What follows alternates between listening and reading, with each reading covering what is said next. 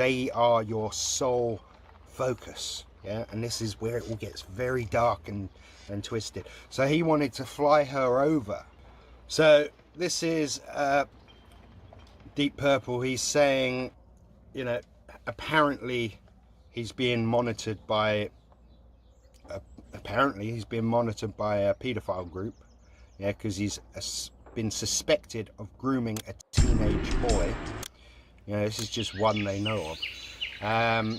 So he's asking, you know, what's going on there? Did he ever say anything about that? And she says here, is this why he gets a lot of gay comments? That's gross. No, she hasn't heard. So of course he didn't mention anything about grooming young men online, because his sole focus was her. But he did tell me that a lot of people look up to him as a father figure. So I don't fucking know. That's disgusting. We were talking about business a lot, and he said he wants to pick up his game, but he says he usually gets them through YouTube and just putting out content on YouTube, and also word of mouth and the fact that his clients love him. But that's honestly all I remember him saying. But literally, he used to say that they look up to him and he gets a lot of old clients coming back and stuff. But I don't think that is something he would want to disclose with me. But something I do remember him saying, this has nothing to do with this, but an ex that he broke up with right before me is friends with a mutual friend, and that mutual friend's boyfriend is very, I don't know whether he said like Hitler or whatever it was, but that's when he mentioned my race, and that it might be an issue with them, and I might have people trolling me for that, and that's kind of what confirmed the messages you told me. And I also remember him saying that he was messy, and that's the only reason why I believed you when you messaged me. Right, so our Deep Purple investigator is getting a lot of juicy info here. So Mr. Blah Blah didn't talk to her about grooming teenage boys, allegedly, but he is talking about race. Now, I don't know what race she is. Maybe she's part Aborigine or something like that, but to me she just looks like she's Italian or Spanish or something like that. So I didn't even think anything of her race, you know. But again, it shows you how Mr. Blah Blah's mind works. Right, so this is where he thinks she's desperate. This is her realizing that he thinks she's desperate and easy to manipulate. Yeah. So I still don't know whether you have any role with the police. I don't even know how anything works in America, but in Australia there's such thing as private investigators. But he was trying to help me, seeing he thought I had a desperate situation, because like I told you, I'm very introspective, so I could see where he was going, but I knew what I wanted straight away, and I definitely didn't want a marriage. But he was like, you can easily come here and I can easily bring your parents over, but that's only if we get the marriage visa. And he was really talking up the marriage visa over the normal visa because it would be so much easier, so much quicker, and so much more pain-free for me.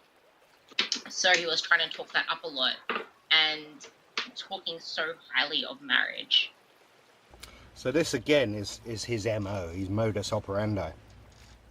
Finds a vulnerable woman, flies them out or flies to them, yeah, and then just wants to marry them instantly. Now bear in mind, he's never met Ruby Cherry. He's never met her. He spoke to her for 3 weeks online, simping, catfishing. Yeah? And all of a sudden he wants to fly her to Texas and get married so she can stay there on a visa, a marriage visa. I mean, does that sound like normal behavior? Really? Fly someone from Australia to Texas to marry them. Someone you've never met, you've spoken to online for 3 weeks, here and there online, yeah? It's a few phone calls. Is that normal behavior? It's very odd. But it's what we've come to expect from Mr. Blah Blah. So you can see what he's doing there. He's really he's saying he has sacrificed everything to gain so much, yeah? And that's what she should do. She should sacrifice her family, her friends, her clients, her business, her lifestyle on the Gold Coast, which is quite beautiful. Really nice lifestyle out in the Gold Coast and Sunshine Coast. I've been there. It's beautiful. Yeah, so sacrifice all that. Friends, family, relationships, kids' school, if he's at school, I don't know how old he is. All that stuff, sacrifice everything. Move to Texas with him so he can, you heard him say, can just have her and the business. That's what he did in the past. Her and the business, nothing else. This business. Yeah. Very, very, not even smart, but so obviously calculated and manipulative. Really, really, not a good way. Not a good way to behave. I mean, very, very sinister. Yeah, just not good. I didn't have a choice. In this case, there's a lot going on with you to where you want to get your business going the way that you want, but you're not willing to sacrifice everything. And that's the difference, Ruby. I gave up everything so that I could grow that business to keep her and I afloat and to make sure she was okay and to still fly up there to see her. I sacrificed everything else in my life. I cut everything else out. It was just my business and her.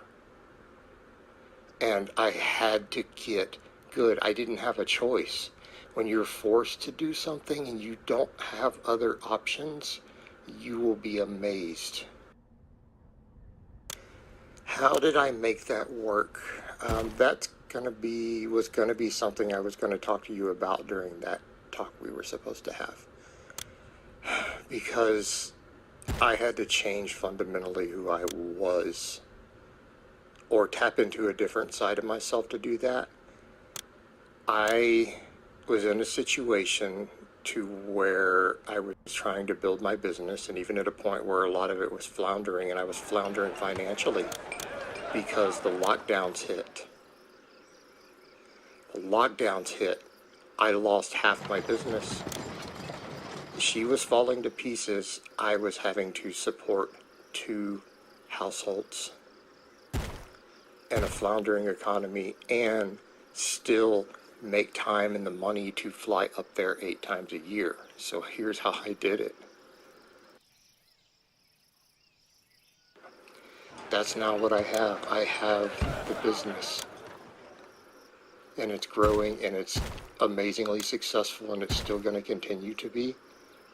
But all of that came at a price. And ultimately it was all invested in someone who wasn't worthy and couldn't keep up.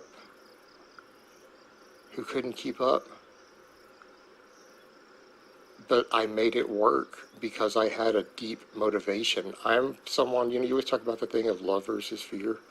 I'm a heavily love-motivated person.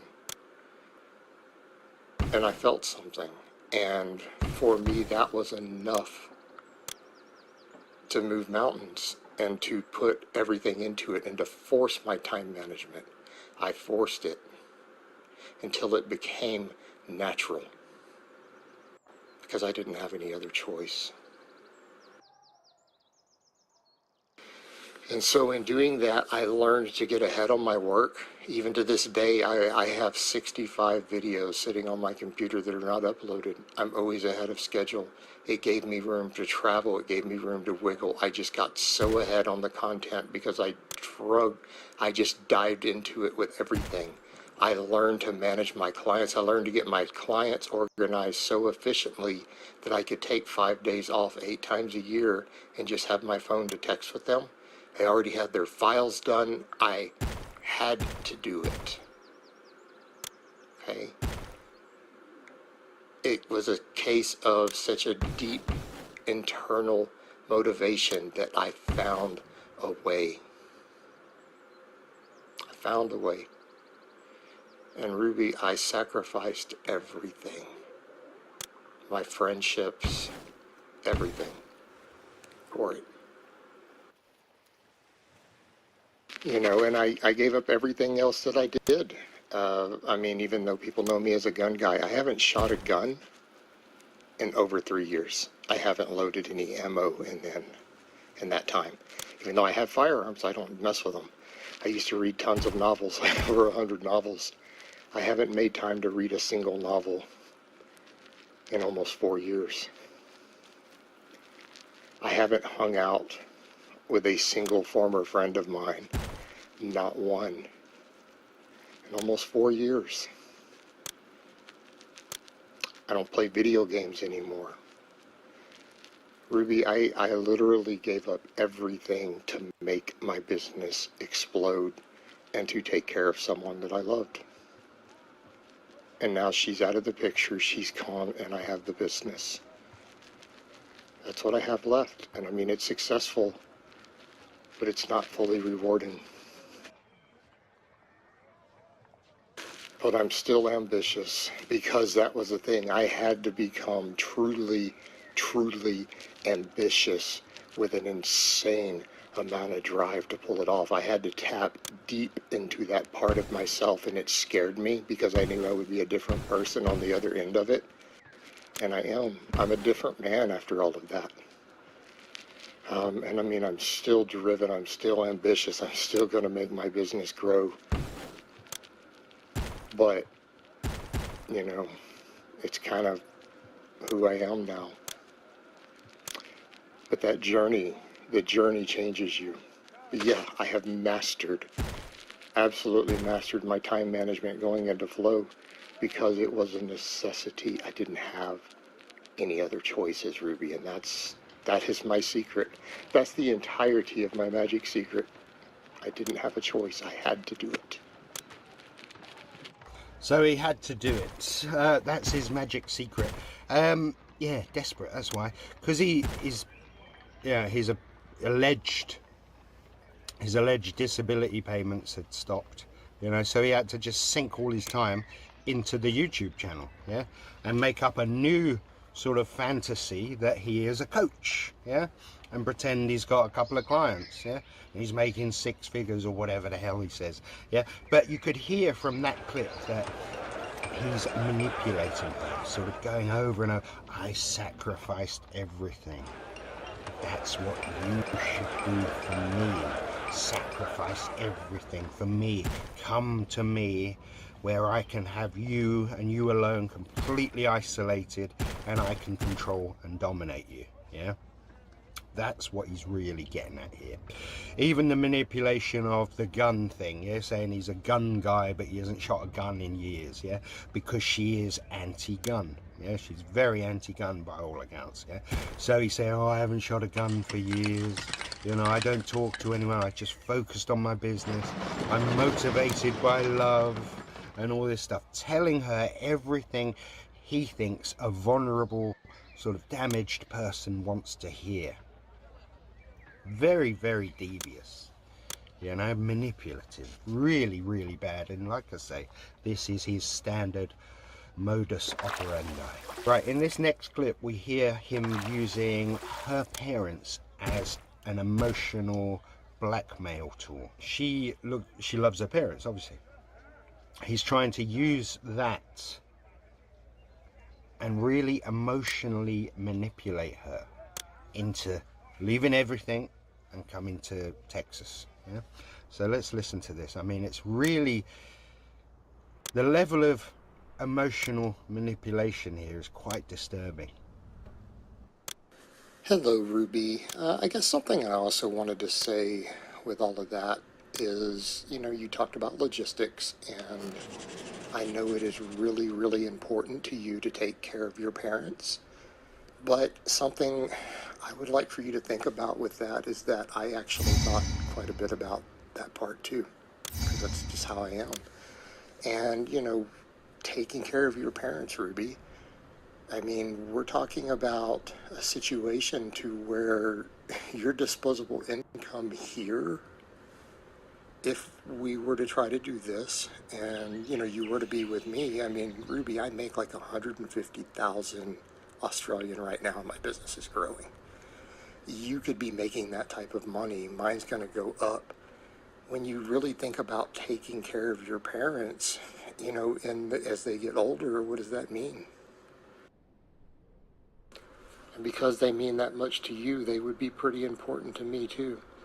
I don't really have parents that need help. My dad doesn't talk to me. My dad's a millionaire. My mom is gone. I don't have children,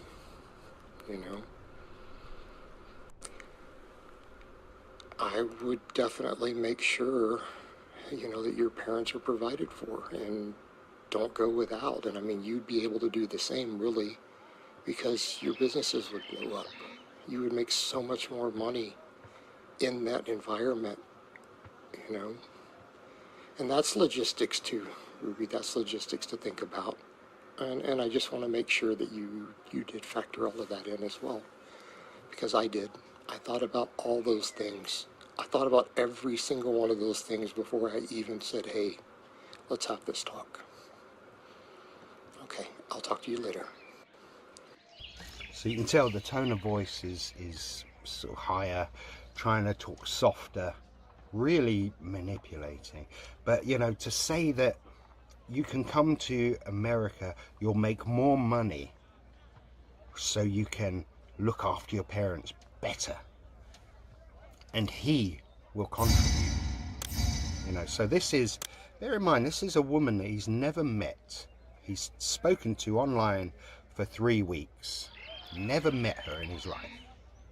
All of a sudden he wants to fly her child and her parents to Texas, get married, and then he's going to support all of them while her business builds up in America, and then she can sort of contribute. Yeah, now we all know Mr. Blah Blah, don't we? Yeah, no furniture, no car, yeah, no qualifications. Now he expects her and us to believe that he can look after her child, and her parents, and run the house as well. Get a bigger house to house them all in. Yeah, one big happy family, and pay for everything from his YouTube channel and his imaginary clients. I mean, we know what would happen, don't we? They would, she'd fly there. He'd completely sort of isolate her and probably try and turn her against the parents and everything. The parents would probably be stuck with the kid. I mean, it would be hell on earth for Ruby, and she'd be trapped there if she was as vulnerable and as sort of desperate as he thinks she is. I mean, it is really, this is dark. I mean, this is really dark. I think you'll agree. And it just shows you the levels of manipulation, the twisted, dark modus operandi, the twisted way he views people and views situations and tries to create situations where he can manipulate people. So this is, is this grooming? I think we might agree that it could be. Yeah. Again, we've got to be careful on YouTube, SoyTube. Yeah. But I mean, really, really dark. And I'm just happy that we, you know, the blah blah truthers, I'm happy that we managed to get to her before she completely destroyed her life. You know, unfortunately, we can see what happened to Moon Cookie. She's now in prison. All right, there's no direct links or correlation to Mr. Blah Blah, but you know, once you're involved in all that and the negativity and all the crap that comes with being involved with him, I mean, I'm sure it affects you further on. Even once you try and cut ties with him, you're still tainted, yeah? And who knows, I mean, Meth Cookie was with him for years, you know, a couple of years. So the psychological damage that went on, possibly, would, you know, would really require lots of counselling and all that. And without that, you could go down a dark path, which is unfortunately what she seems to have done. She's now in prison for sort of running meth. Anyway, so I hope that gave you a bit more insight to this whole debacle. But big shouts out to Deep Purple, who is responsible for getting all these ments. Big shout out to the new channel that's popped up on YouTube, Lane Baxter. Go and subscribe to him. He's only got a few. And there's other ones like Cuckolding and Strength and all that stuff. Yeah. So, you know, the fight goes on, and we are here to protect vulnerable women and young, impressionable, vulnerable boys from predatory behaviour. Yeah, so I hope it's been informative. Please like this channel so we can really get this out there and spread the word and all that stuff. Share this video, yeah, because we need to get a few shout outs to Deep Purple and Lane Baxter and all that stuff, Cuckolding and Strength, yeah. So we need to get those channels up and running as well, so that we can really protect vulnerable people online. Yeah, this is what it's all about. Protecting vulnerable people online, young boys, vulnerable women, from being catfished and coerced by predators. Yeah, so let's get this out there. Hope you enjoyed the video. I'll speak to you in the next one.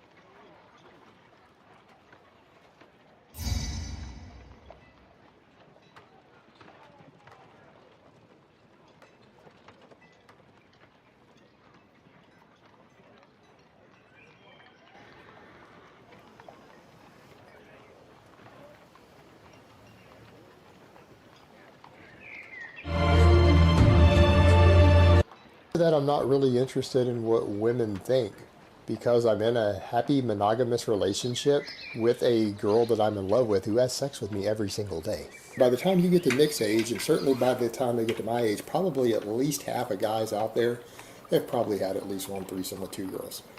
In today's age, that's not uncommon. I'm not putting a moral judgment on it. I'm not saying whether that's right or wrong or not. I'm just saying that's the reality of the world that we live in. Is it something I'm interested in doing and as I've gotten older? No. Is it something I've done in the past? Yeah. And kind of brings me to another point with that. You know, I've had an ex who was very much into other girls, but I didn't make it everyone's business. I didn't run around telling everyone. I certainly didn't put our names up on social media and throw up photos of us doing stuff together with other girls.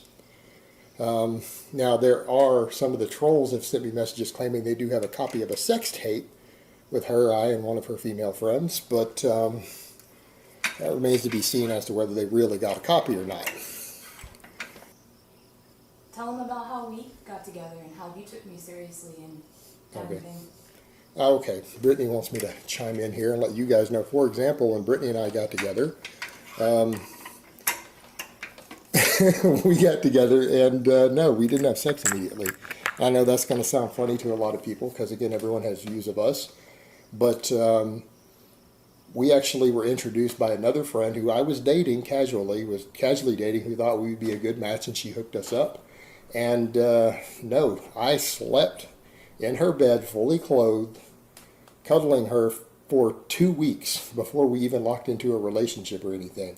Like, no clothes came off or anything. We took our time with that.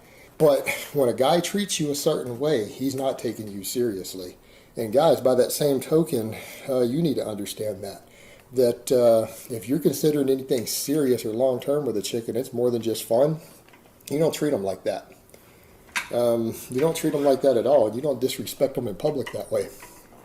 My girlfriend needs dick twice a day from me. Of course, I'm going to get asked on stuff like this because I do know a lot about eating and drug testing in sports, and it's something I used to do for money, was help athletes do this.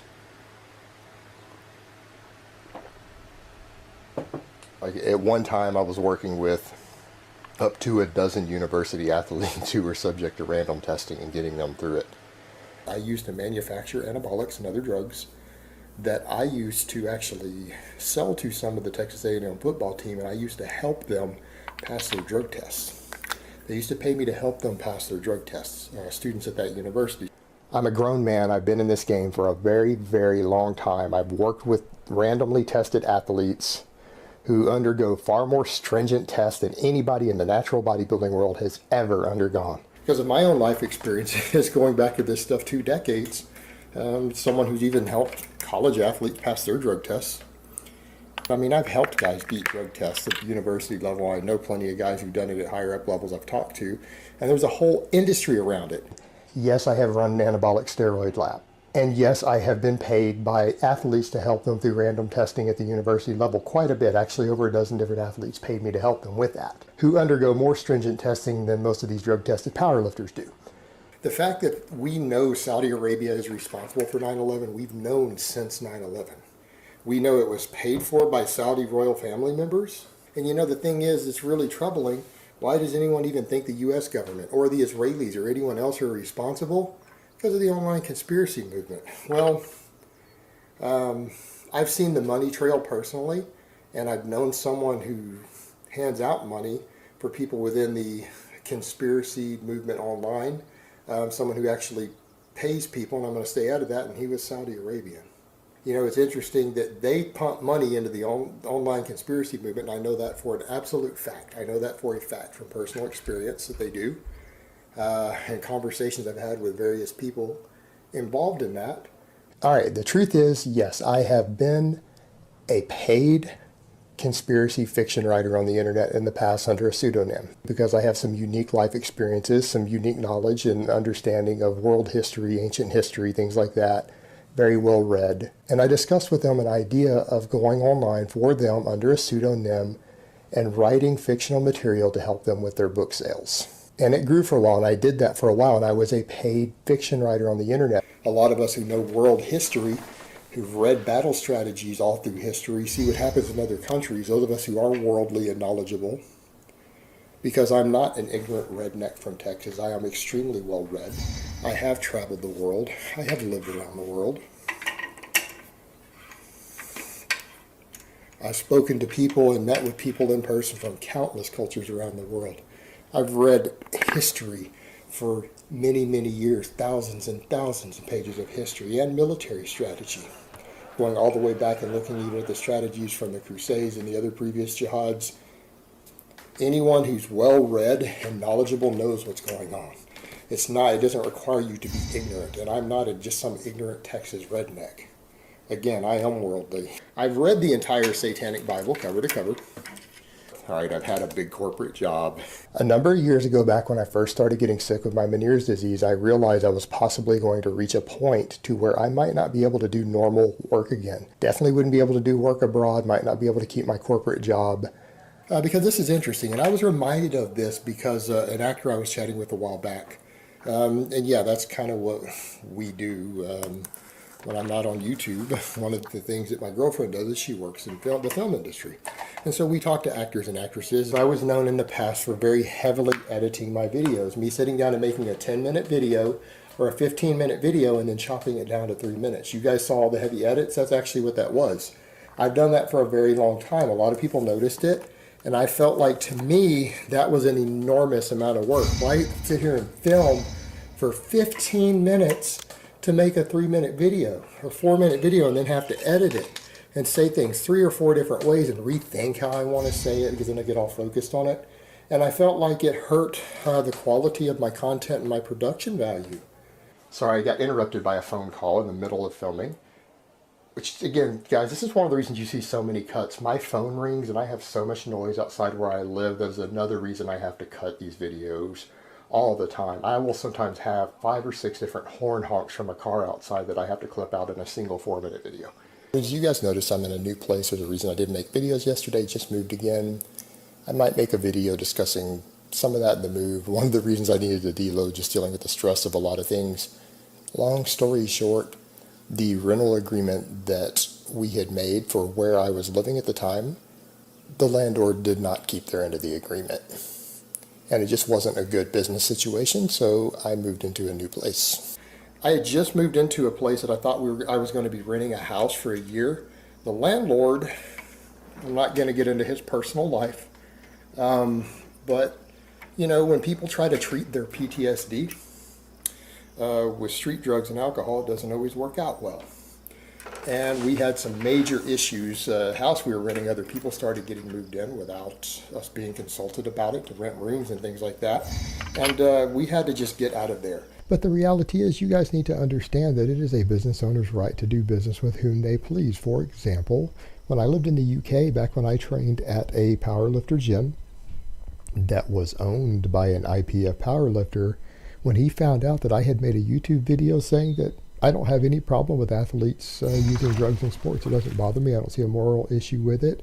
That's just them competing. That's the reality we live in. And if they unbanned drugs in sports, that I wouldn't have any problem whatsoever with it. Me making that statement caused him to say that he didn't want a person like me training at his gym, that he felt it was bad for his gym and he didn't want someone who was okay with drugs in sports training at his gym. He met me at the front door of it. He handed me my entire month's payment back. I'd used about a week of it up for that particular month, and he canceled my contract. And you know what? Rather than be a dick about it, I looked him in the eyes and said, I'm very disappointed, and while I disagree with your viewpoints here, I respect your right as a business owner to decide who you want to do business with. And so I'm not going to have a problem with that. And I looked him in the eyes and I shook his hand. I think that surprised him a little bit. If all of you want to know how you can help with the juggernaut in a Benz, just check the annotations here in this video, or go to my Facebook fan page, which is down below, or Twitter, or just check out any of the social media of the other big YouTubers, because it's been spread everywhere. And you guys probably realized by now that GoFundMe was just a publicity stunt. I was already being offered quite a good deal on a used Mercedes-Benz by my sister, which I purchased from her today. And truth be told, that was really just something I did for fun. It was something my sister kind of came up with and thought it would be really funny for me to do when she was selling me the car, so we did it just for the fun of it. The GoFundMe with the Mercedes-Benz, guys, I can afford the Benz now. It was just a fun publicity stunt, and it worked. It worked. It went viral everywhere, and all these people smack talk. Teaching biology. Thing I recall in a psychology class I was taking many, many years ago, when the professor was asking the men in the class what they thought the research would say that women noticed first on a man's body, what part of his body they noticed first. And the guys gave the typical guesses. Guys were like, oh, the arms, the biceps, and another was like the chest. And the professor said, no, you're all wrong. Any of you know what it was? This was data conducted 15 years ago, and the number one listed body part, or part of a man's body that women noticed first in terms of sexual attractiveness, it was their butt. This is a YouTube channel. I'm not writing any more research papers for professors. I don't cite my fucking sources. I grew up doing charity work at Christmas. My family believed in that. We worked at soup kitchens. We wrapped presents for underprivileged children. That was the kind of thing that my mom made us do before we could open our Christmas presents. That we had to go wrap presents for people who didn't have anything so that we'd be appreciative of what we had. And that was just part of how we were raised and growing up. I've done tons of blood donations for like the MD Anderson Children's Cancer Research Center, things like that. But because he's got neck tattoos and things, where I live, that represents that you're either a gang member, a member of a drug cartel, or that you're like a heroin junkie or that you smoke crack or something like that. I can't be publicly associated with people who look like that because I'm trying to do business stuff in the long term where I'm going to need class 3 licenses, FFLs, things like that. I can't really associate with a criminal element like that or be seen in public with them. And I'm not going to lie, my girl does have a criminal record. Over a decade ago, she did get a deferred felony for distribution of a controlled substance, and in that case, it happened to be cocaine. Yes, my girl danced a bit while she was in grad school. Now, inside the grocery store, probably not that big of a deal. Yes, I have been in a grocery store while growing up that was robbed while I was there, but the jackass had a knife, and they ended up actually tackling him, and a cashier, a really big woman, sat on top of him, which was really amusing, but it was definitely a sight to see. I'll never forget that, but it did happen. I've seen plenty of it in my life. I have, again, been around corporate executives and things a few times in my life at the golf course, and this sort of behavior is normal for them. In fact, I'll give you guys a perfect example before I close this down. I played golf with some well into 6-figure salary corporate executives with my dad before. And the rule they had, when you drive the ball out of the men's tee box on the golf course, if it doesn't pass the women's tee box, you have to play the rest of the round with your penis hanging out to prove that you're a man. Now, I did that when I was a teenager. I wasn't even legally an adult, but I had to follow the rules. Because that's the rules, had to prove you're a man. You had to play with your penis out. Because you couldn't hit the ball past the woman's tee box. And there's always crazy rumors going on out there about me. Some of it's just shocking to me, the things that I see, and I'm just like, wow, this is insane. This is apeshit fucking nuts. A lot of it blows my mind. A lot of misconceptions out there. And how much money am I making doing all of this if you take everything from my combined YouTube incomes, because I've got a couple of different channels. I have 2 different affiliates. I've got a Tiger Fitness affiliate. I have an Amazon affiliate right now. I'm also writing 1 article per month, which takes me a couple hours for Tiger Fitness. What's my predicted income? For this year is probably going to be conservatively, on my taxes this year, $35,000. It could be 40 or more depending on how the later part of the year goes, because I'm going to get some additional promotion in here as a result of other outreach. And so if that pans out, it could go over 40. And yeah, at the rate I'm going with this, sure, off the fitness end, I'll probably end up making $100,000 a year eventually. And of course, I've got my other tactical channel going. I'm going into a tactical company with friends of mine, and that's another niche market that I'm going to be using this to expand upon and to grow the outreach on that slowly.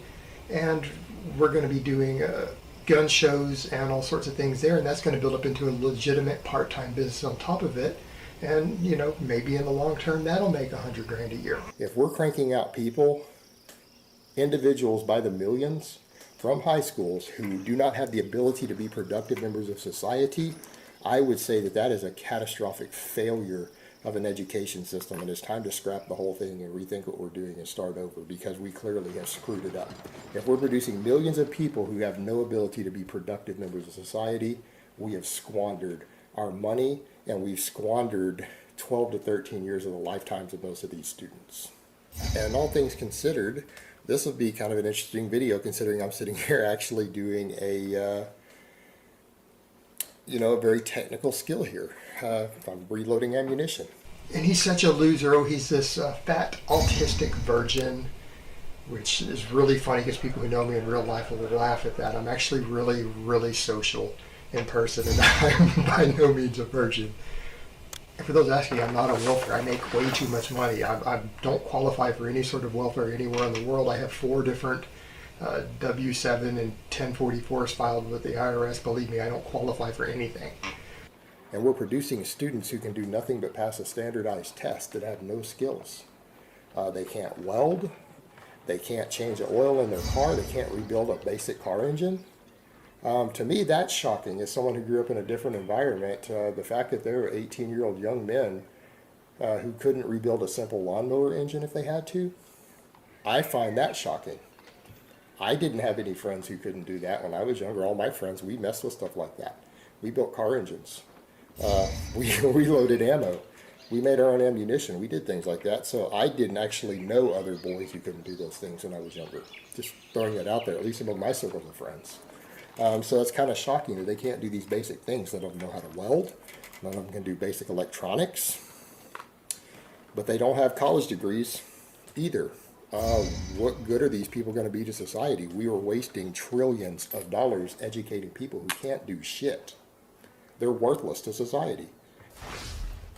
Hey everybody, it's Jason Blaha here, and I thought I would just relax, work on my little arts and crafts here, and I will make a video soon. A few people keep asking me things about why I do these videos like this. A lot of people enjoy them, a few people don't. I'll cover that later, probably worthy of its own video. It was partially from advice I got from a PR expert. What am I doing here with this stuff? Why do I do it? What's my motive behind it? What message am I trying to convey? So let me put on my +5 hat of weaponsmithing, do a little bit of my crafting, and let's talk about it. Part of it is a unique stick. It's a unique stick. And when I do this, it reminds me of my grandfather. And to me, that's very relaxing, because when I do this and I hand load, I'm getting teary-eyed. I think of someone, my grandfather, who I looked up to and I loved tremendously, who treated me like a son. And sorry I'm getting teary-eyed, it puts me in a happy place. I feel like Bob Ross painting his happy little trees on camera while talking, because for me this is therapeutic. And for Bob Ross, painting was therapeutic. A lot of people didn't know that about him. Bob Ross was actually a drill instructor in the military. You wouldn't think that with the way that he was just his happy little trees thing. That sells, gunpowder and primers and brass and reloading equipment. It's just right there down the street. This is part of my culture. And what it is for me, that would be no different than if you had a British guy who got up and talked every day while making his tea and drinking his tea. Who was very, very British. I'm very Texan. All right, a lot of people aren't aware that I haven't been doing training footage lately, and it's not because of anything conspiracy or crazy or anything else, like I'm hiding that I'm in a wheelchair. Apparently a lot of people thought that we were faking it and I'm sitting down in the gym because I'm in a wheelchair, but that's not the case. I'm clearly up and able to lift heavy weight for reps and pin lay rows and everything else. I'm clearly up and mobile and still plenty strong by most people's standards. Now, people always ask me things like, Jason, why do you do all this crafting and busy work on camera? Well, one, I find it relaxing, and two, it sure has made it impossible for people to chop and screw my videos and make me say things I didn't say, hasn't it, for all you guys who watch these, who do that stuff? You guys having fun with that? Trying to make me say things I didn't say?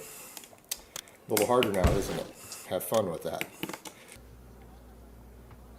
Have you seen the things that people write about me on the internet and say about me all day? Have you watched the hundreds of videos that are out there that go through great efforts to humiliate me, some of which have gotten over 100,000 views?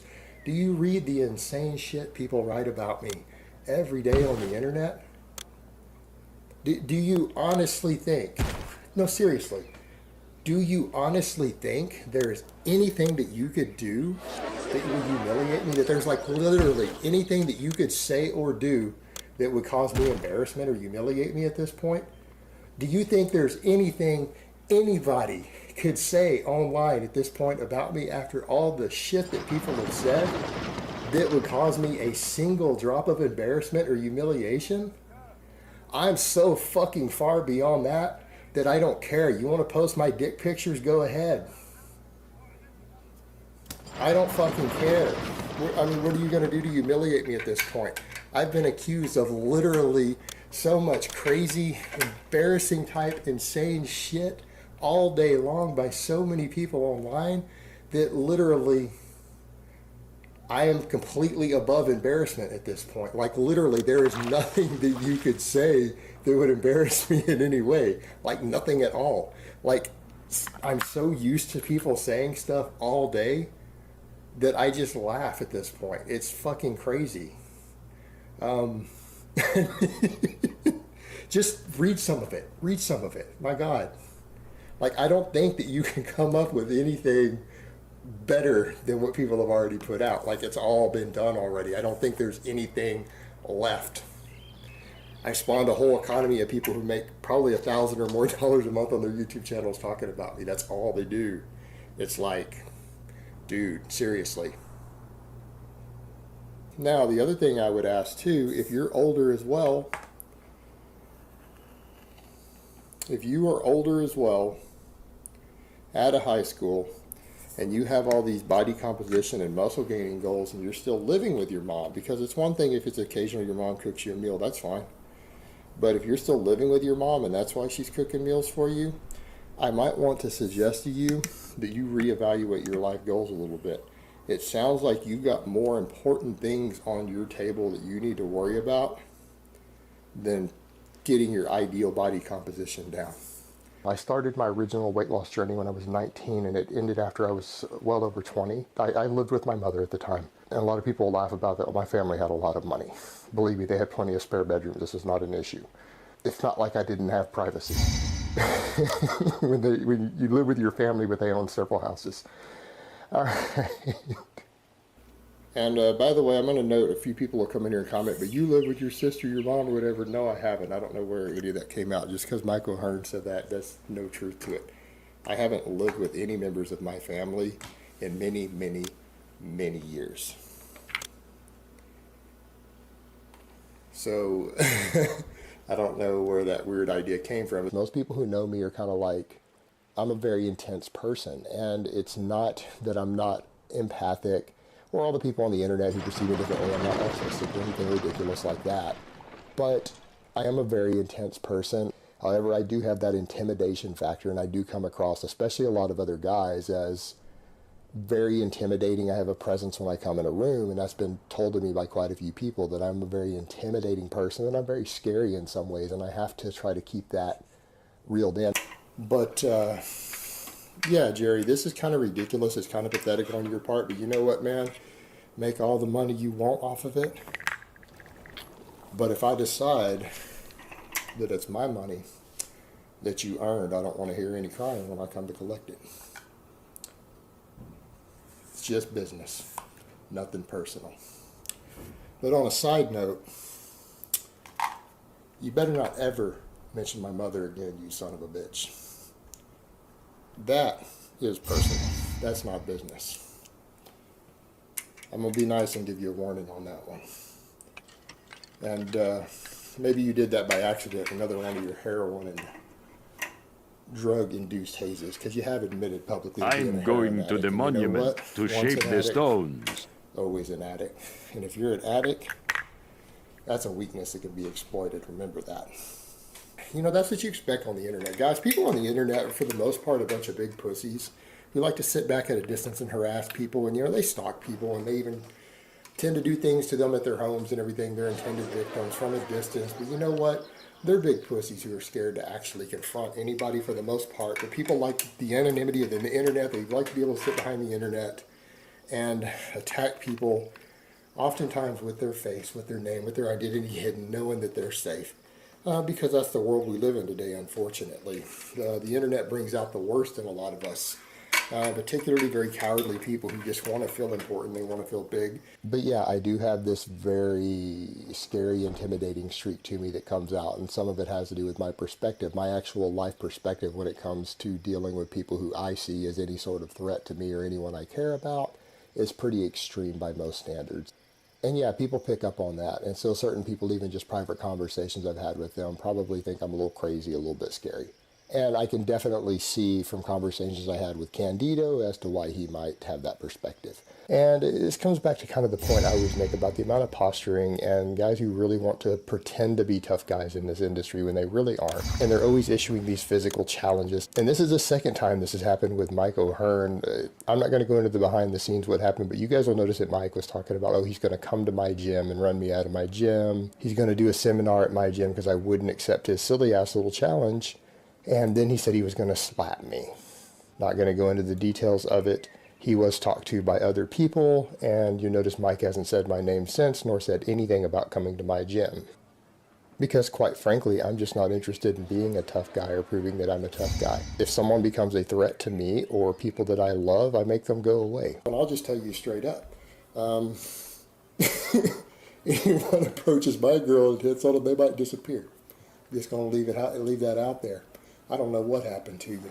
If someone becomes a threat to you, whether it's a physical threat, then they have to die. No question about it. You do everything you can to take them down. I don't even want my worst enemies to die of cancer or to have diabetes, because I've seen people die from those things. Me personally, when anyone is my enemy, I don't like them. Do I wish them harm? I wish they get Ebola.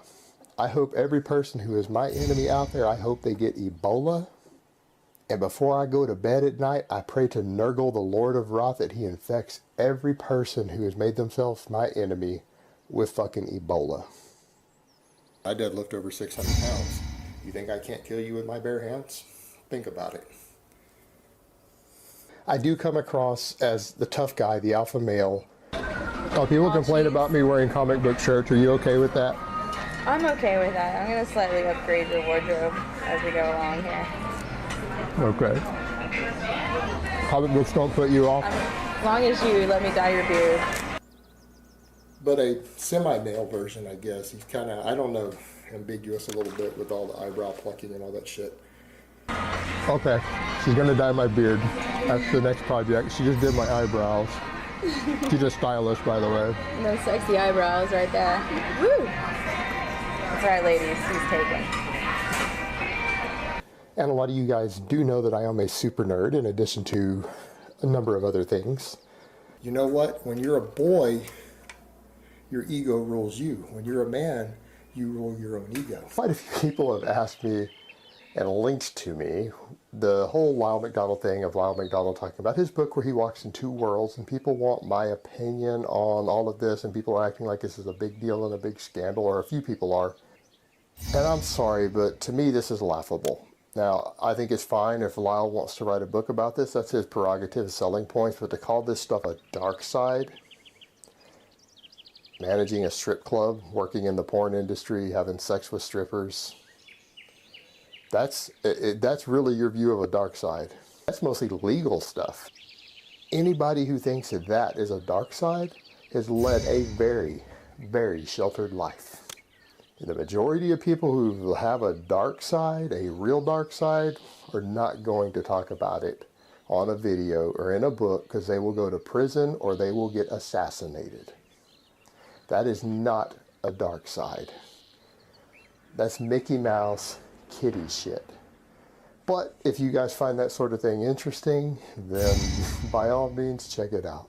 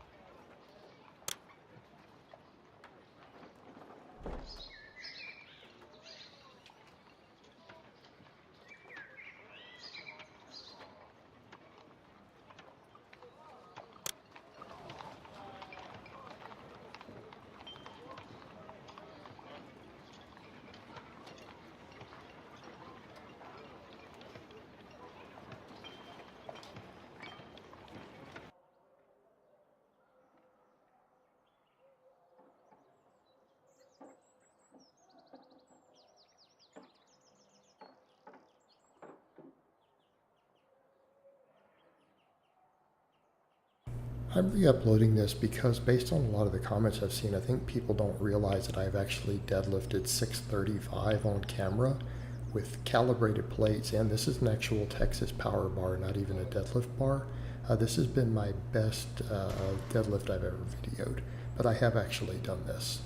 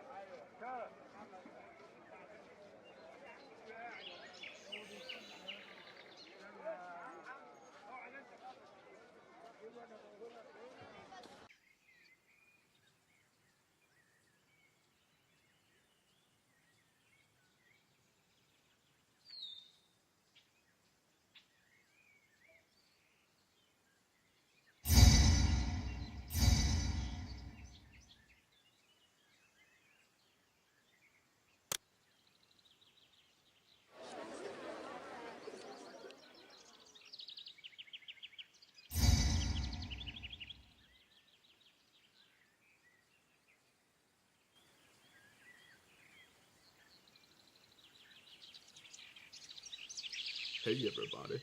Hey, I want to go ahead and apologize in advance for my dry mouth throughout the call. I just didn't have a chance to go get any water while I was on the phone with Bloach. So I just apologize for having to listen to my dry mouth throughout the call. Hope you guys enjoy it.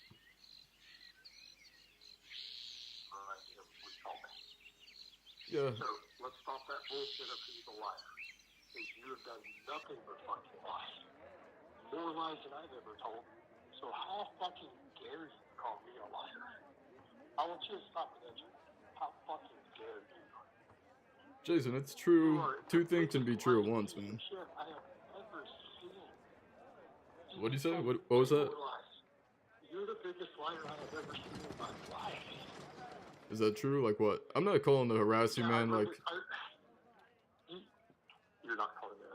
All you've done is harass me and harass other people. Well, Now, Jason, you're really I'm willing gonna to apologize apologize to you. I really am. I honestly don't believe that I'm gonna hear you. I'm gonna just for once. I'm gonna hear you out and be quiet unless you apologize if you're really serious. I'll be quiet unless you do it. Alright, and I am being serious, Jason. Because if you don't, I'm just gonna pretend. Yeah, no. And, the reason why, I lied about who was texting you is because obviously if I text you and say, hey, it's Dwight Palmer, you're not going to pick up. And I wanted to apologize to you for a couple months, but... Everybody that you've lied to, how many people have you lied to about who you were when you contacted them?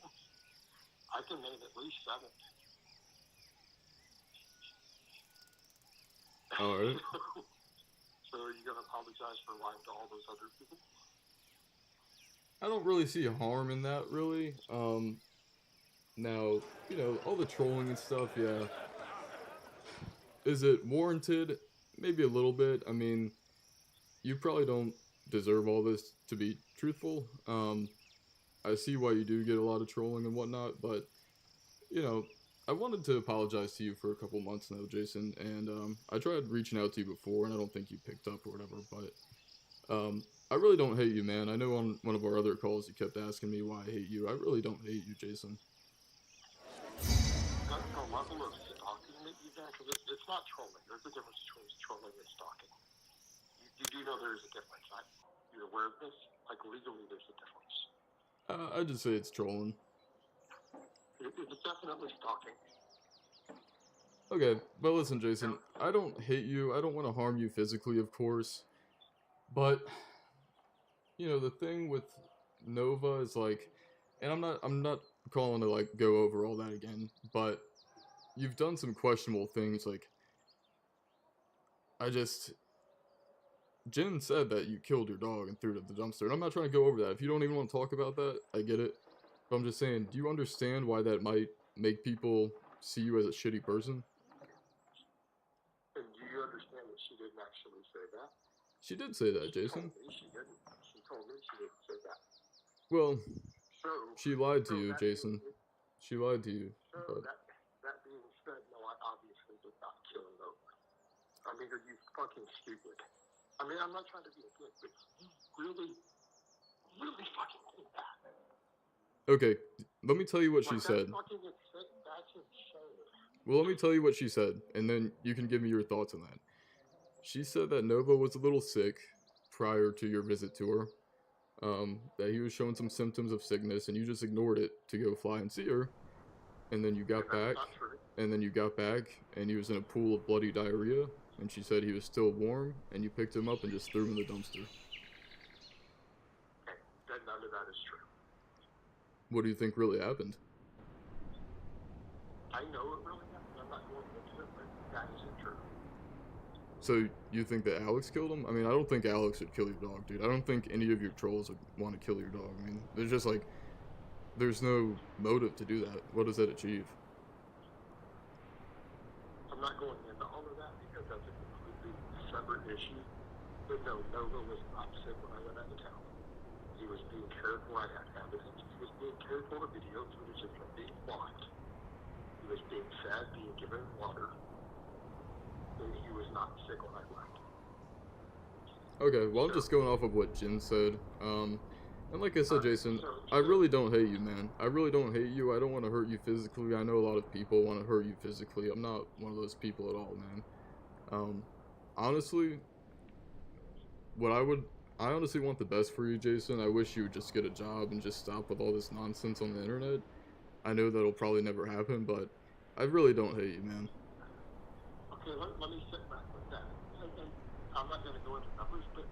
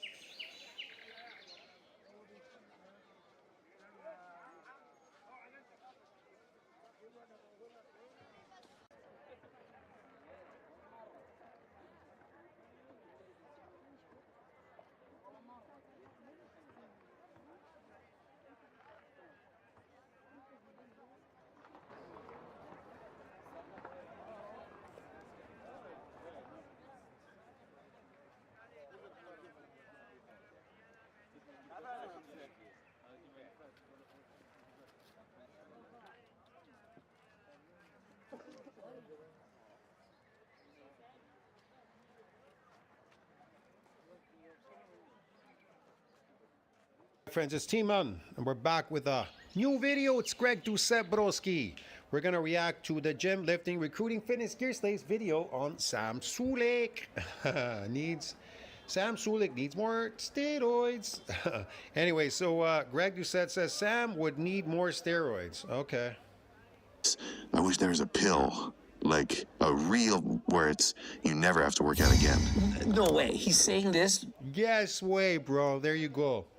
He's talking the truth right there. Nobody wants to work out. They want to enjoy life, not work out. Literally the same example? If I could do 20 sets and that was actually like pretty efficient and it worked, that's what I would do. Well, it's kind of... Exactly. That's true. I just talked to somebody now outside, and they were asking me what was I doing. I said, I'm moving around, but doing something that's a lot easier than doing something that's stressful. In other words, there's a railing, it's standing up, the railing, right? So I just bent forward and did some push-ups on it. Then I put my legs underneath, and I used it to pull my back with it. Some exercise. Then I just kind of bent down a bit and used it to pull in my biceps. And then I did sissy squats on it, get it? Because those are the easiest exercises to do. I told the guy, I said, the going down exercise in the sissy squat is the most important, going down. So you either want to bend forward with your knees, bending in and out for the quad area, or the hamstring. I mean the quad or the thigh muscle. So the quad and the thigh muscle, so you're bending down. Now RDLs, you could do those as well, but you got to lay down on the floor. Now, can you do them standing up? Kinda, you know, I don't know, be difficult. But yeah, and then I did some shoulder exercises. I just bent forward. I bent forward like in a bending motion, you know. And I did my shoulders, get it? Yeah, on a lower bar. So they were like, wow, that seems really easy. I go, yeah, that's the idea, to make the exercise as easy as possible, less stressful, and then you get something out of it, get it? But if you stress the shit out of yourself doing something so radically difficult, you won't get jack shit, and you won't enjoy yourself, and you're not going to get nothing out of it. And it'll be hard, and you'll just run away from it. Steroids? The pill kind of exists, and so Sam, if you want to do 30 sets, take more steroids. Like if I guess the solution for Greg Doucette is just take more steroids of everything. Yeah, okay, whatever. you hate working out, then you want a routine where it's like 1 set a day. Like the ideal, well, I guess the ideal would be 0 sets. Yeah, exactly. Like, I like working out. I like going hard. I like racing. I like sprinting. I like pushing myself. Because you're a manlet and you're ugly and nobody's interested in fucking manlets, ugly, goddamn, fucking drug addict manlets like Greg Doucette with the ugliest face in the fucking world. No girl would approach him. No girl's interested in him. His woman left him. I don't just like optimal gains. I like having fun optimally in the gym. That's important to me. She left him because it wasn't based on attraction. That's why. And maybe they were never a couple anyways. Who the fuck knows, man? It was all bullshit. Look at him. He shaved his head. I would rather train this way, even if it meant less gains, than train like a pussy. I just don't see the fun in that. And so for me, it's a... Train like a pussy, but what is the goal, though? To torture yourself? Do you hate yourself that much you want to torture yourself? Or is the goal to cause some micro damage and then you can actually grow some fucking muscle? Look at his face. What an idiot. What the fuck? About the journey rather than the destination. I say this all the time. People think it's a cliche. Yeah, it's the journey if you're doing the right thing. You have a goal that you're trying to accomplish. What's your goal exactly? I know. I want to torture myself. Oh, okay. It's about the journey. Like David Goggins running in the street. Guys, like the destination is how much muscle you're going to have. Let me tell you this right now. No matter how much muscle you end up with, you're going to want more. Why not enjoy the journey, the process? Because regardless if you end up looking like Sam Sulek in the end, hey, that's your goal, he's your idol, and you get to Sam Sulek's physique. Are you think you're going to be happy then? Of course not. You're not even close. Why do you want to get to Sam Sulek's artificial physique, look, or whatever? It's bullshit. It's fake. It isn't natural. Why would you want to get there? Why would you want to create something fake and then it's not gonna last? It's fake. Well, that's a waste of time then. You wasted your time, and you destroy your health at the same time. Sam Sulek is going to get murdered in IFBB Pro competitions. He's not going to beat Mike Sommerfeld. He's not even going to get to the Olympia. He's good, but there's always going to be better. And so why not enjoy the journey? If Sam could take a Yeah, but he doesn't care about that. Magic pill. I mean, it's technically taken. He said that about Wesley Vissers, but Wesley Vissers, he was surprised later. He even met Wesley Vissers. He said bad shit about Wesley Vissers, remember? And then he turned around and changed, remember? Changed his opinion. Steroids is almost a magic pill. But let's say he had a magic pill, and this magic pill said, you don't ever have to go to the gym ever again. Yeah. You get all the gains you're going to go by going to the gym by not going. Would you? Why do you think people are trying to find the answer in CRISPR kit? They're trying to gene edit to get that, to get like, build muscle without exercising. Take it. No. No. Here's the thing. If you eat a raw, natural animal diet from birth, and when you're inside your mom's womb, you won't have to do any of that. You're going to be fucking 6'9", like King 69, 6'9", and handsome, and girls coming up to you, dude. Because that would be like teleporting to your destination. It's about the journey. Do you really just want to get to the end without experiencing any of the hardships, any of the sacrifices, any of... No, why would I? I'd have to be insane to want to experience the hardships and the pain and all that. I have to be mentally retarded. And guess what? I'm not crazy yet, dude. The effort that you put in, that would be a nightmare. Hey, I want to wake up tomorrow. I didn't torture myself building muscle because I only worked out once, and then I went and regenerated. I remodeled new muscle. That's how I did it. Because that's how it works. That's why they got to take steroids, because they don't work out like that. They just fake it by pumping their muscles up every day with steroids. On stage day, on show day, you can snap your finger, take the pill, and voila, you're on. See, on show day, guys, you're gonna be voila on stage. Oh, is that show day in public too?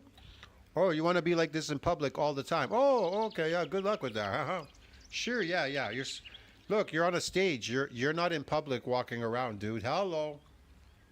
Stage now. There's no way I'm taking that pill. But Greg, you would fast forward through all the suffering, all the pain, all the suffering, all the pain of injecting in my butt steroids, and all the pain and suffering because it made me crazy to lift a heavy weight, destroy myself. Okay. all the hunger, all that cardio, all the hunger, the cardio. Yeah, you had drugs, dude. You didn't need to do any of that. It's bullshit. all the dieting. That is the point of doing the show. Show day is 5 minutes. I prefer the journey of getting. If you did all that naturally, you'd definitely be suffering. But he did it on drugs, man. He didn't need to do any of that. He took cutting drugs later. That's what he did. To the stage over being on stage in that moment. I don't really like being on stage that much. Like, it's all right. But I prefer each and every week looking in the mirror and flexing, waking up in the morning and knowing that I'm pushing myself harder than others. I like telling myself, you know what? There's 100 people out there trying to do this. And that's not why I bodybuild. I bodybuild so I can build type 2 muscle fibers. So that's a carryover to every sport. That's why I bodybuild. I don't know what he does. He fake builds, goes on a stage and, I don't know, flexes or whatever. That isn't bodybuilding. I'm the only one that can do it this hard. I want to push myself more than others. That is the challenge. That is the reward. I'm sure Sam is doing the same. So ask yourself that question. If you could swallow the pill and get that dream physique right now without putting any work in, for the next 30 days, I'm going to be trying to new... Now, without putting any work in, would you do it? Because if you would, you're not me. I want to be the best bike rider that I can. Do you think I would swallow a pill so I don't have to ever ride the bike? Where's the fun in that? Yeah, fun crossing. The fun in that? There's no fun in riding this stupid-ass bike. What is he talking about? Line in first place is cool, but knowing that I had to sacrifice for a month, and I say a month, it's been 5 straight years. I love that word, sacrifice. Yeah. And I'm at my best right now. All-time best, fastest bike riding I've ever done. I'm almost 50. Do you know how much fun that is for me? You know how much fun I have going to swim in the ocean and snorkel and do scuba diving out in the ocean and enjoy myself in a hot climate, running around, checking out girls. You know, going to Park Liras in like Medellin, walking around, Cancun, Mexico City, whatever. Yeah, man, looking at the girls and stuff, having a good time. South America is so natural. There's so many things to do there. That's why North America is boring, man, because riding bicycle, watch TV all day, and I don't know, do these stupid things, go to the gym all day. Nobody in South America does any of that. They don't even own a TV. When I lived there, I didn't even own a TV. What the fuck would I own a TV? Do what? Watch TV? I don't watch any of that. I went there to escape North America. What the fuck? That is what I live for. That's what I wake up for in the morning. That is the highlight of my day. The days when I can't race, those days, not so happy. There's no way I'm sacrificing. Yeah, this slave is not so happy the day he can't torture himself racing on a bike. Okay. All of that to take the magic pill to not train and not do what I want. And so if you go to the gym just to get it over with. He's lying to you. He's addicted to taking steroids. He's not addicted to doing the workouts or anything. He's addicted to taking the drugs and this artificial look and everything. And he's addicted to making money off all of you, making you believe that he actually loves this stuff, when in fact he really doesn't. That's the truth. If he could, he would stop, but he can't, because he wouldn't make any money if he stopped. I feel bad for you. I wish that you liked it as much as me. Imagine if you had the same feeling of getting excited to go to a party, a fiesta, whatever, a restaurant, the movies, dirt biking, going on vacation. You're going to Mexico next week? Oh, really? For a week? That's how I feel about my life every single. That's it? A week? I guess he wants to escape, I guess, somewhere, right? A week in Mexico. Man, if I go there, it's going to be for a couple of months. Day. That dream vacation that you have, that wedding day. It's how I feel every day. And so imagine having my life. Yeah, your life, making money, selling this dream to people, this pipe dream. Okay. My life every day feels like your life when you're about to get married, you're about to go on vacation. People are writing negative things in the comments section. Would a negative thing in the comments section hurt you if the next day it's Christmas morning, you're spending time with your friends, your loved ones, your family? Right, okay, let me be positive, man. I think all of you should do what Greg is doing. Injecting drugs all day, looking like this, selling artificial cookbooks, and, I don't know, artificial training programs, and, you know, work harder than the last time in the gym, torture yourself, pain, ride the bike, do all these things. Yeah, man, it's great, dude. Yeah, of course. See, positive. There you go, dude. Enjoy deteriorating faster than you regenerate. Deteriorate yourself. Yes, enjoy. See, a lot of positivity, bro. Get it? Yeah, workout. This is how I feel, and that's how I want you to feel. This is how I feel about exercise, and this is how I want you to feel about exercise. This is why. That's how he feels about, that's how he wants you to feel about. But what is he feeling if it's numbed by taking steroids? Is he feeling any of the pain on steroids? I don't know. Have you taken steroids? What's the feeling like? Is it numbing it? Became a phys ed teacher. Well, no normal person, no normal human being would want to do this. Look what he's doing. No normal human being, anybody normal, would want to do any of what he's doing. See what I'm trying to explain to you? Now, I do body build, but I don't do this. I don't do fake stage stuff, posing stuff, whatever he's doing on stage there. That's all fake stuff. That's fakey stuff that he does on stage or whatever. He calls it bodybuilding. That's not bodybuilding. That's drug building. I wanted other people to feel a passion for fitness the way that I do. A reason to wake up. Feel a passion for fitness. Take drugs, because I don't feel anything, because it's numbed the fuck out of me. It pumps up my muscles. It's addiction. It's based on addiction. And be excited every single day. It doesn't matter if you had a hard day. You just broke up with your girlfriend. Yeah, whatever. Things aren't going right. You lost your job. Hey, at least today I get to go work out. Sam Sulek just proved it to you. He doesn't want to work out. He told you the truth. A lot of people in the fitness industry will not tell you the truth, man. He doesn't want to work out. He doesn't like it, okay? If he could get away with the least amount he could do, then he would do that too. Everybody would. Everybody. The weights will always be there for you. You've seen those memes. It's true. It's reality. Try and find some. Of course, unless you're mentally sick in the head, you'd want to you hate yourself, then yeah, you'd want to inflict pain on yourself, you know, do crazy shit. Where Greg says pain, yeah. Something so that you really, truly love it the way I do. And trust me, nobody loves it. No slave loves to work. They're forced to work. They don't want to work. They came from Africa. They weren't working. They were pulled out of the jungle. They never had a job. They never worked. Then they put them on a farm and worked them to death. Nobody wants to work. Everybody wants to enjoy life and play and enjoy and have fun and be with their friends and do stuff. Nobody wants to be a slave. If you do, your life will get better. In their world, I wish there was a pill. Like a real, where you never have to work out again. No way. He's saying that. See, there you go. My Nobody wants to be a slave. Only sick people want to be a slave, bro. Get it? It's literally the same example. But from my perspective, Like, I like it in the gym. If a workout if I could do 20 sets and that was actually like pretty efficient and it worked, that's what I would do. Yeah, so he's saying, hey, if there was a pill that I could choose 30 sets, I'd take the pill to do 30 sets. Well, it's kind of steroids. The pill kind of exists. There you go. Craig Doucette just admitted it. See, kind of like steroids. Yeah, you take the steroids. It's addiction. So it numbs it. You don't feel anything. And so, Sam, if you want to do 30 sets, take more steroids. It's slightly like my comparison, but my comparison was if there's a pill so that... Why do you have to take more steroids if you're just going to do 30 sets?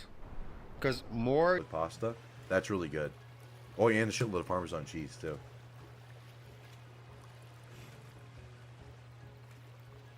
Haitian Creole gumbo has body parts in it. Oh, I believe that. Gumbo has body parts in it. Oh, I believe that. Boiled peanuts are good. Yeah, but you're just boiling them in water. Right? Or do you make like you boil them in like chicken stock or something. Literal pile of sewage. It's so easy to make. Basically Russian bologna. Or Bologna. Bulgona? Maybe it's Bulgona.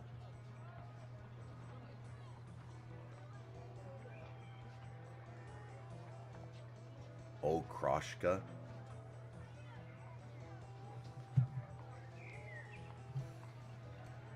Alright.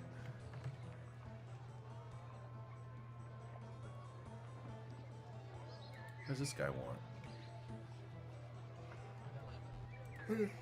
Who's she gonna take me? Who's this guy?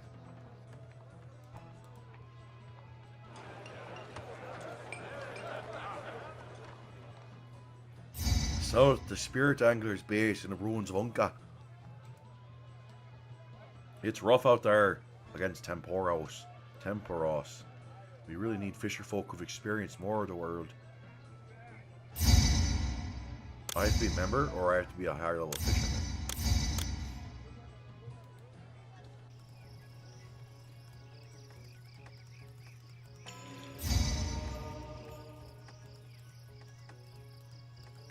I'm just going to give all these shrimp away to the poor.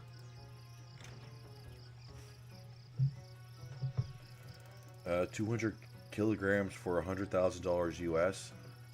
Oh.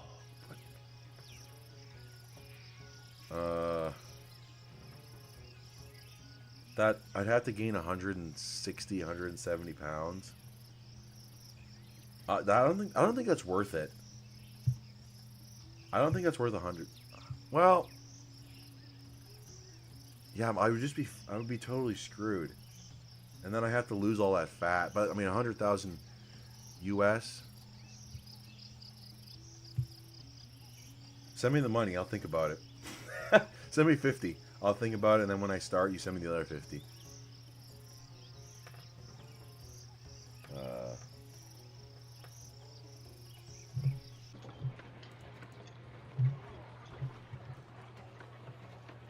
Для Pelmeshki. I don't know. Russians aren't known for their food.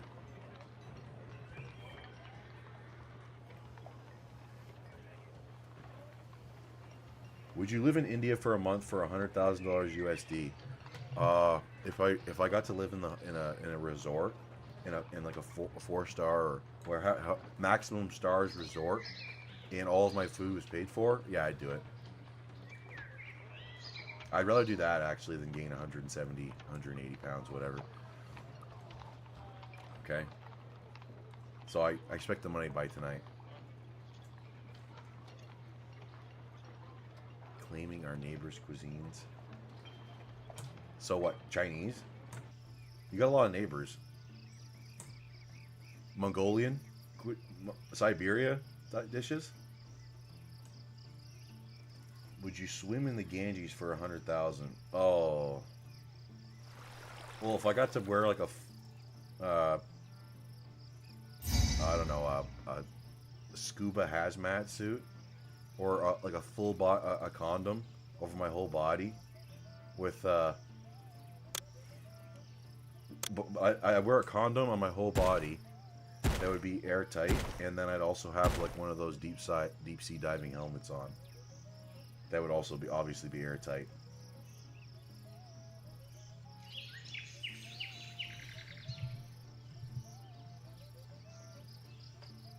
Zog slop.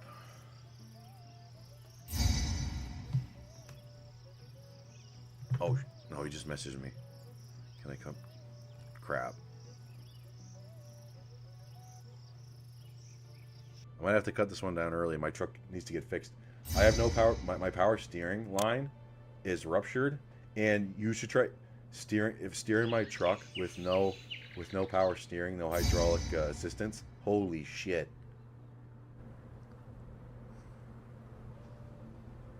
Okay.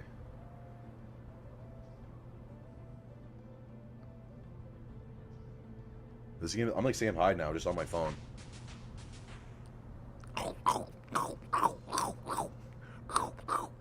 I don't know about you guys, but if you watched his podcast that he did with the Ryan Katsu Rivera, and then the other dude Valentine, whatever the hell his name is. I'll call him Valentine. That way he's like the golden eye guy. Okay.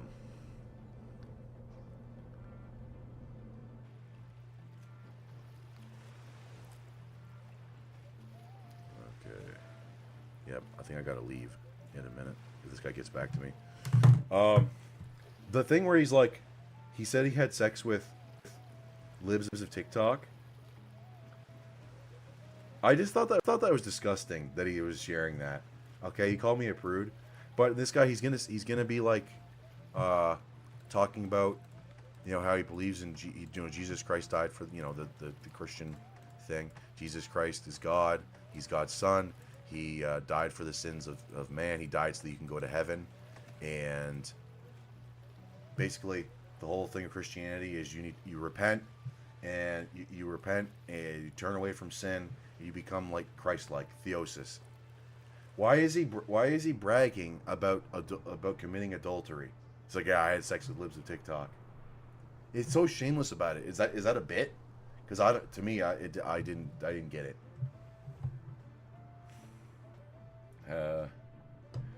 Jackass episode where they swim in the sewage treatment plant. No, I haven't seen that.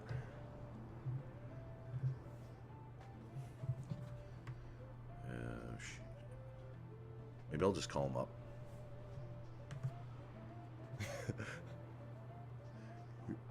Okay.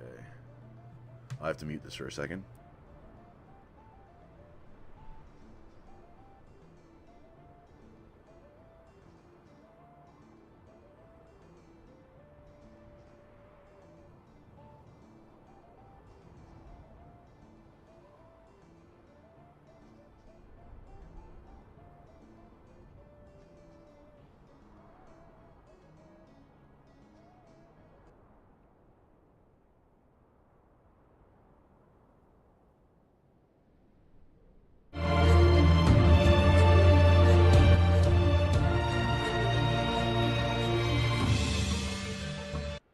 One of the meat substitutes I eat has free-range egg whites in it, and I don't eat it every day.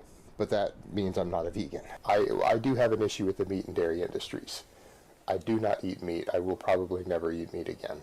But that isn't really the point, because for me, I don't really do the vegetarian thing because of health reasons or biological reasons. I do it purely for ethical reasons. No other reason. That's it. Because of the diseases that run in my family, I eat a vegan diet. Like someone saying they want to become a vegan for health reasons is like saying I want to become a Christian because I can drink wine every Sunday. I had my phase when I was a vegan for a short period of time where I didn't pack some of that, but I'm no longer a vegan. And some of that should be for obvious reasons. I was married to a vegan, I'm no longer married to a vegan. And I know a lot was made about it when I had said before that my ex-wife had been a factor in me going vegan. And contrary to what a lot of people were saying, it had nothing to do with getting pussy. It had to do with the fact that when you live someone and they're an important part of your life, their morals and their happiness is going to affect you at least on some level. So at the end of the day, guys, the take-home message here and what is important to remember is that humans, our natural diet is to eat everything. And we are cooked food eaters, cooked meat eaters, and we are the single most successful species anywhere in the world of being able to find foods around us anywhere that we go, even thousands and thousands of miles from where we originated, and to thrive on it. I would say making a statement like that really is not addressing the fact that Humans as a species are kind of wannabe meat eaters, but we're really are herbivores. Now, we've adapted to some extent to eat meat over eating cooked meat for the last couple million years, but we really are, biologically speaking, herbivores. But a lot of this stuff just gets kooky when people start following these really weird, rigid diets, or actually saying things like a raw vegan diet is the natural diet for a human. No, it's not. Have you never opened an anthropology book? The idea that humans are raw food eaters is just scientifically and historically not true.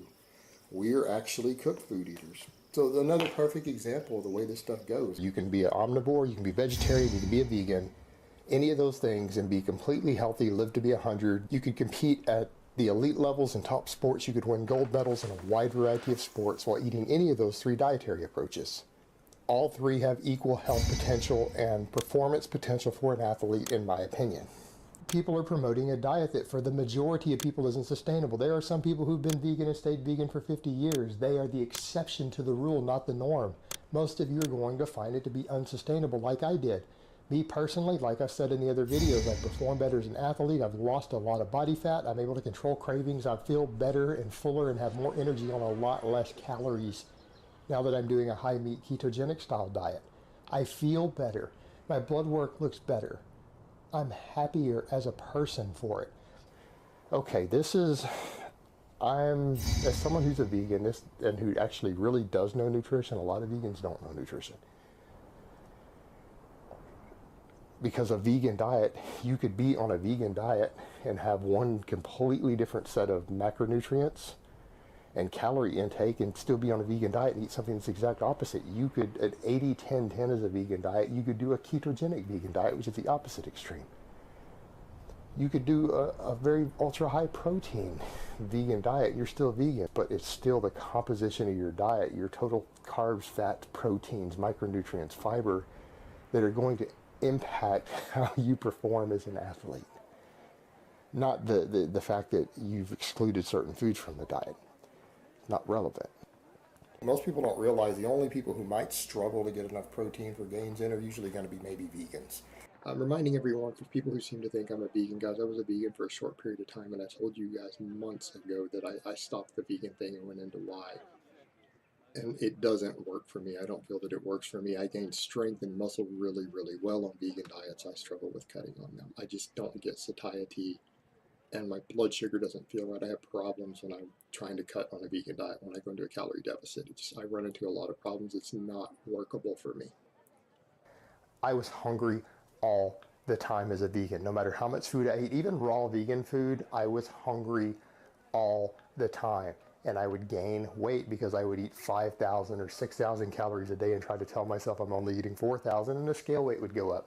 I would add more cardio in. I was up to where I was lifting every day and doing 2 hours of cardio a day just to try to control the caloric intake from my hunger as a vegan. And I mean, that could even be raw fruit with some veggies thrown in. I would eat like 3 watermelons in a day and be hungry and still go to bed hungry.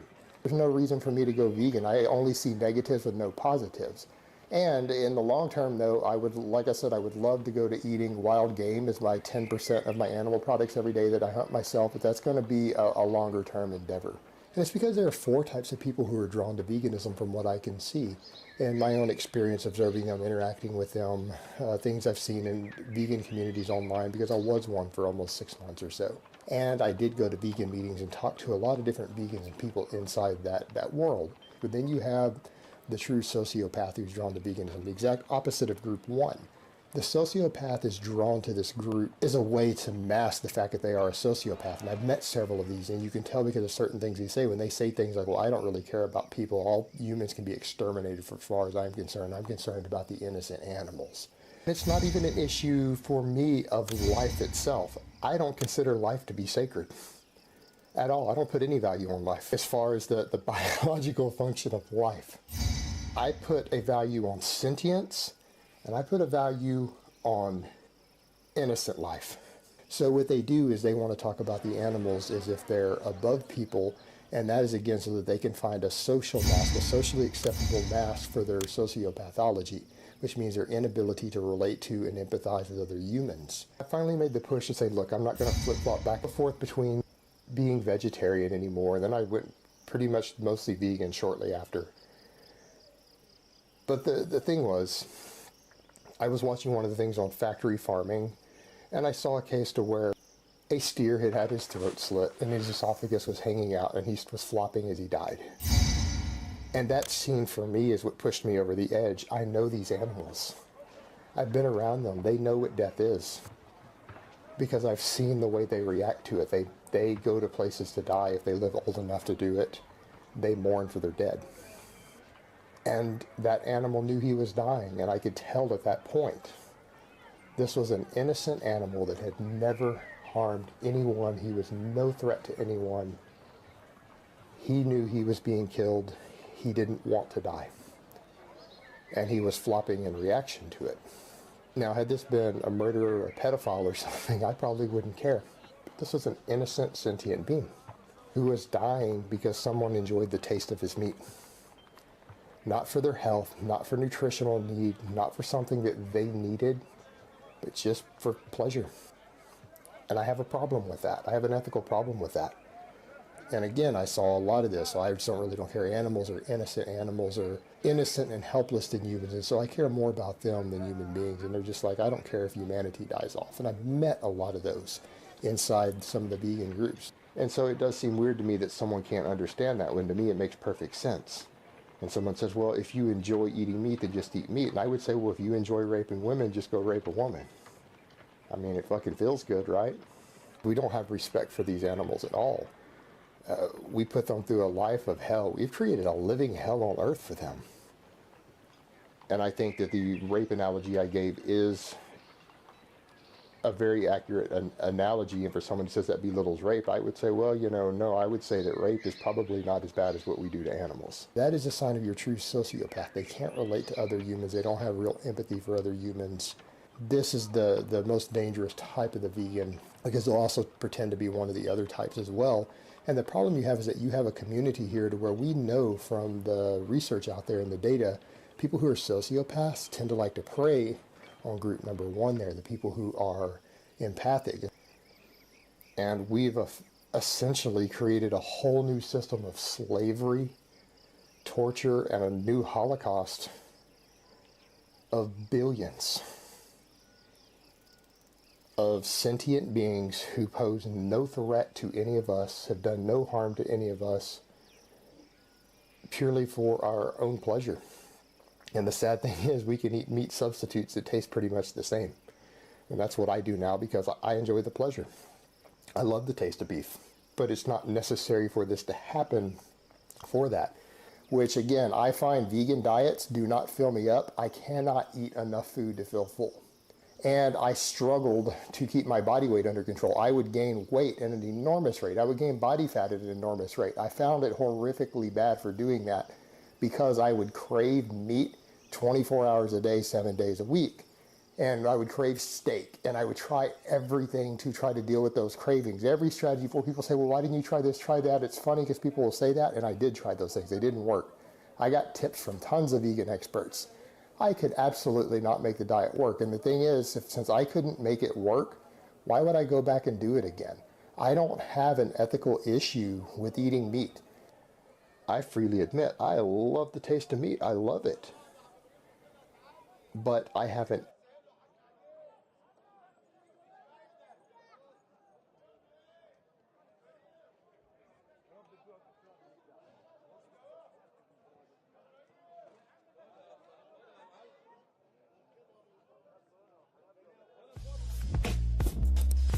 And guys, obviously, if I really lifted those weights, I'd just go to a powerlifting meet, right?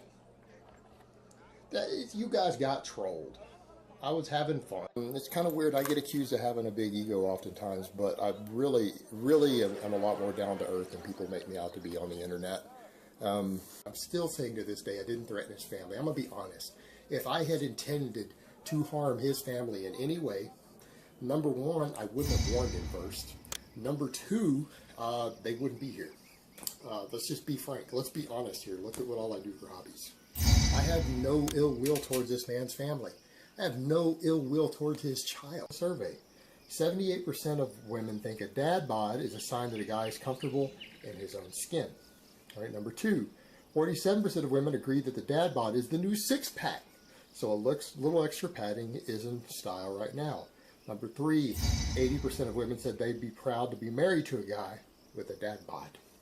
Number 4, 92% of married men with a dad bod said they're happy with their marriage. 86% are happy with their life in general. And only 61%. Some people do it for their ego or philosophical reasons, but you know what? I used to hunt dangerous game on foot for philosophical reasons, but most of you would say that's really fucking stupid, Jason. You're a fucking idiot. But yeah, I did that with some of my family and everything, hunting wild boar with knives on foot. And anyone who's familiar with the Pharaoh hogs in Texas understands that that is a dangerous animal. That animal can kill you. It can definitely put 50 or 60 stitches in you. With those tusks, some of them get up over 200 pounds. We hunt them on foot with a knife, and they are aggressive. Like, I'd love to get up and go hunt mountain lions again, up in Colorado or something later on, to see if I can get a draw on one of the licenses. I'd love to do that. I'd do that in a heartbeat. Absolutely. So, yes, if we cloned these dinosaurs, I would say to all these civilized, leftist, social justice warriors, yes, I would go and hunt one. And do you know why? Because that is a big, dangerous, rare animal. It's not going to be a limited resource if we started making them anyways. And to go out there and prove that I am fit to lead. And I would definitely go hunt a velociraptor or a T-Rex. Might need a really big gun for that. Yeah, absolutely. Absolutely. On foot. So, but I came to terms with the fact that I am a hunter, that I'm a killer, and I'm okay with that. Want to interact with others. When I'm at a gym, I am that person. I'm a social butterfly. I talk to people. I talk to people. I will talk to random strangers. I talk to other lifters. I will talk to the girls behind the desk. That is what I do. And there are people who are like it. A lot of people like that. I'm a social butterfly at the gym. And so I have personally been hit by a dumbbell that bounced across the floor when someone did this before. I thought I was in the safe area, and it bounced over and hit me right after I got done doing some 500-pound deadlift rep work. Needless to say, I went over and ripped the guy's ass a new one. I was pretty hard on him, and he didn't really know what to say other than apologize. And then, of course, people were kind of laughing at him afterwards. But yeah, I went at him pretty hard because he hit me with his fucking dumbbell. And, you got to think about it. They're realized how violent they will become. That's normal human nature. And anyone who doesn't understand that, you clearly haven't experienced much in life. You don't have very much social interaction off the computer if you don't understand that. So I got to wonder sometimes about people's grasp of reality. You got people clearly have not been around very much. I've been around the world. You guys know that because I've shot videos in more than one country. And I'll just tell you straight up. Anyone approaches my girl and hits on them, they might disappear. I'm just going to leave that out there. I don't know what happened to you to be pissed. And there might be consequences if you were to bump into them in person. I know there's some other YouTubers who've talked about my girl. There would be consequences if I bumped into them in person. All right? No doubt about that. Not necessarily what people would expect either. But I crap and all his fans come in here and like, oh, you're fat. You need to go on a ketogenic diet. No, guys, I don't want to die. No, thank you. I'm 40 years old. Heart disease runs in my family. I'm not stupid enough to do a ketogenic diet. I know you guys would love for me to do that because you want me to die. I'm not going to do it. Sorry, guys. Sorry to his fans. I think they are trying to kill me. See, because the difference is I read science. So let's get over to the point. All these YouTubers offer this online coaching and people pay for it. I'm sorry, guys, but if you're paying money because of someone's star power alone who doesn't seem to possess a lot of knowledge, maybe they're where they are purely due to drugs or drugs with genetics, and they probably don't know a lot. The fact that you're going to pay them for private coaching because there's a YouTuber, instead of going to, I don't know, someone who's got a master's degree in strength and conditioning, who coaches world level athletes or coaches at least semi-pro athletes or college scholarship athletes or someone, someone who actually knows what they're doing, that you would pay someone because they're a YouTuber to coach you, you don't have any sense anyways. You don't have any sense. I'm sorry, but that is just sheer stupidity that anyone would hire YouTubers as their coach. And I'm not trying to insult my fans, the people who enjoy my work, because a lot of you guys ask me to coach you, but what do I say every time? I'm like, guys, I don't do online coaching. I'm not interested in it. You know what? It's not my bag. I could probably do... Hey everybody, it's Jason Blaha here, and I thought I would answer some of the questions I'm getting up front. I just earlier today announced, after thinking about this for months, I've actually put a lot of thought into this. It's something I've been planning for a while, of offering online coaching, because people have been requesting me to do this for a very, very long time. And so what I've actually been doing is spending several months observing multiple friends of mine who do online coaching, watching how they do it, getting advice for the way that they deal with their clients as far as doing this. This is Copper Top 22. I was on Popular Military, and a Stolen Valor article kind of drew my attention to this guy named Jason Blaha. I watched his video, and he looked real familiar, but I just really couldn't put my finger on it. I couldn't place him. So I started doing a little bit of digging, and after watching one of his YouTube videos where he's holding an AR-10 with a big shit-eating grin on his face, I realized exactly who it was, because he was always so fond of the 308. That's our boy Hemingway. I hadn't seen that guy in 16 years or so, but I remember him. We used to work together. Now, I'm pretty confused as to why people are claiming anything we did back then was honorable or had any valor. We worked for cash and prizes, equipment, and other things of considerable value, and I'm not sure what all they may be claiming, but, well, I'm getting a little ahead of myself.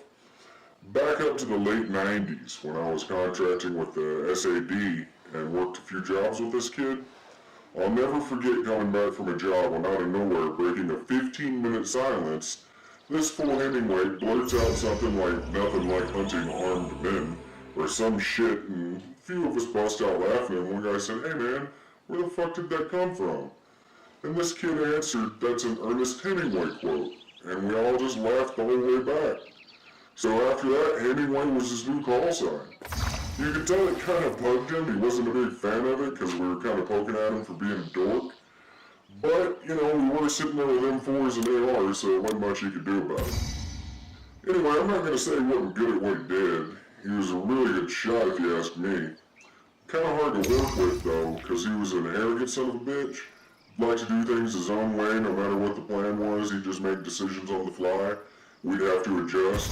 That was really his downfall, and probably why he got fired after a failed job down south. We knew he went on a solo job, and I was there when he missed his extraction. 3 days later, he popped back up on the grid, arrested by the federal authorities of that country. I was on the team that had to go extract his ass, and we broke him out of custody. He was kind of a broken guy. Wasn't really the same after that, and I don't think he really had it in him anymore. Apparently, he was pursued on foot, chased by dogs, survived several engagements by himself, stole a truck, and ran out of ammo when he was apprehended with a suppressed G3, and he was an HK-45 that was also suppressed, so we kind of knew that that was our guy. So we went and got him, and I never really saw him after that, but that's that guy, and I don't really understand the Stolen Valor bit. I don't think he ever claimed to be military. We were contractors. Or, what are the kids saying? Operators, as I like to, some of y'all's articles like to say. So I'm really confused about the Stolen Valor bit. I don't believe I've ever heard him claim to be military or ex-military or associated with any armed forces of any kind. But I do know that I've seen him work, and he's not really somebody I'd want on my bad side. I damn sure don't want to be downrange from him if he's got a 308 in his hand. What I do see is when he calls the Clinton administration the most corrupt administration he's ever seen, it's really strange to see all these veteran groups kind of going after him when here we got Hillary running for office. Do we think it's going to be any different? I don't know. I just think it's strange. It's a false claim of stolen valor, and we have to be careful about that. Anyway, this is Copper Top 22. Hope I helped.